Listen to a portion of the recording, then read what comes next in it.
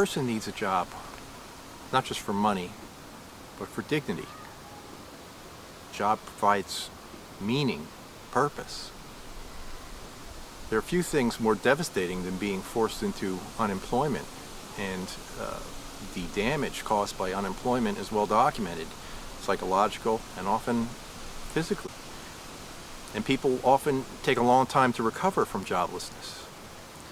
So while a universal basic income can, first of all, help people who are out of work and perhaps permanently out of work, as many people are, and while it can also spur the economy, because you need to get money into the hands of people who are going to spend it. The wealthy are not spending their money. This is a huge problem right now. So a large percentage of economic growth has gone entirely into the hands of the already wealthy, and they are not investing in new means of production. They are not investing in factories or other areas that are going to provide new employment. Quite the contrary, they're investing in passive instruments such as real estate. Lots of money going into real estate, which is why real estate prices have gone up. They also invest in financial instruments and gimmicks that earn money but don't create any real wealth. They're not creating things. They're not making things. It's all Wall Street crap. So we need money going into the hands of regular people who will spend it, and that spending, that circulation of the money, is what drives demand for products and also creates jobs. That's where job growth comes from. It's from people spending. And so money needs to get into the hands of regular people. And people being unemployed are just wasted resources. First of all, whatever talents they have, whatever abilities they have, their labor is just being completely wasted, and they don't have any money to spend into the economy. It's actually the worst thing that can happen, is unemployment. In terms economically, the worst thing that can happen. That's why a federal guaranteed jobs program is, while not perfect, the best solution for keeping the economy rolling, for keeping everyone employed, and keeping people from falling into poverty. So, it's not just poverty, but there's also a lot of insecurity, even among people who already have jobs. People feel insecure in their jobs. They're afraid they might lose their jobs, and they're afraid of what might happen to them if they lose their jobs. So there's a great deal of insecurity. So a federal jobs program, which provides a job of last resort, that is a job that you know that you can get. It's a guaranteed that if all else fails, you can go down to your local unemployment office and they will give you a minimum wage job, and that job will pay enough for you to live on, and it will provide basic benefits including health care, so that a single parent with a couple of kids, if all else fails, they can go down and they can get their government provided job, and they will not fall into poverty. They will make enough money for basic needs and shelter and health care. And the other benefit of putting people to work is that we get to use their labor. An unemployed person's labor is just wasted. That's potential that is lost. It's just a complete waste of human potential. So you go into any community, there are things that could be done that the market is not addressing. Capitalism is not addressing certain social needs.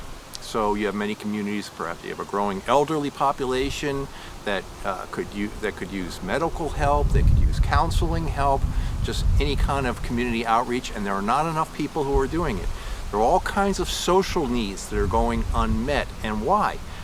We have people who are unemployed, and we have social needs, work that really needs to be done to make the community better. We need to bring those together, and it's not taking money out of someone else's pocket. It's not a redistribution of wealth. That is not what happens. It actually creates wealth, because that is very costly for people to be out of work. It's costing the economy billions that these people are out of work. It's just a waste of potential.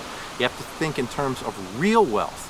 That is, that things actually being done, community needs being met, fixing up decrepit areas, fixing up areas that have fallen into disrepair, fixing up areas such that they're no longer dangerous, putting people to work, maybe just being in an area. Again, social outreach, infrastructure repair and building and enhancement. And while individuals may not directly benefit in terms of, something that shows up on their own personal balance sheet, but if your area is improved, say before you just had empty lots that were dirty and full of junk, and now federal employees, these new employees who had previously just been out of work, permanently out of work, or permanently underemployed, fixed it up, and now it could be a nice green area, it could be a nice wildlife area, but basically just a nice area that had previously been derelict.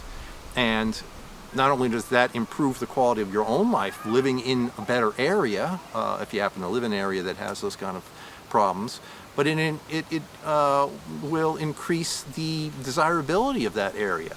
We shouldn't have areas in the United States that have fallen into ruin, which is exactly what is happening in areas like Camden and Detroit and Flint, Michigan. Just utter ruin because employers have moved out and the community goes to hell. We shouldn't allow that. There's no reason for that to happen. So advocates of universal basic income are correct that we need to get money into the hands of everyone. People need to have money coming in so that they can spend it. First of all, so they can live, but also that money goes into the economy and spurs the real economy, creates demand for jobs. That's where jobs are created, not from the wealthy, but from demand.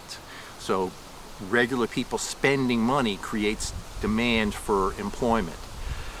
But while that's accurate, there's more to work than just getting money. There's more to life than just getting money.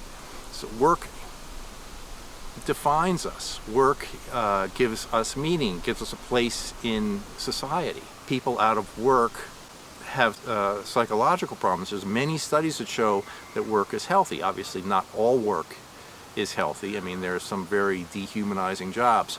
But work that is doing something, work that is making the world a better place, and it can be anything. The federal government, in bringing money to the lower classes to spur the economy, can also build real wealth. Local areas can see things to be done. Oh, we have a large elderly population, or we have a drug addiction problem, or we have large areas of the city that are dangerous and fallen into disrepair, and we have infrastructure that needs to be rebuilt.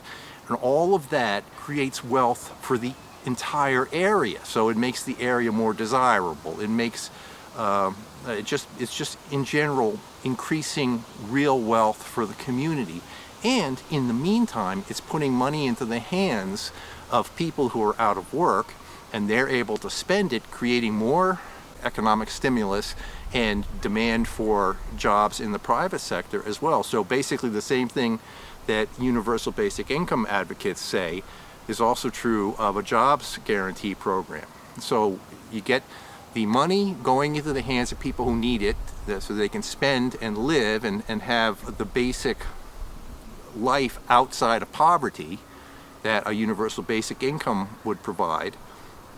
And you also have the psychological benefits of putting people to work, giving their lives some meaning as opposed to just getting a free check for nothing.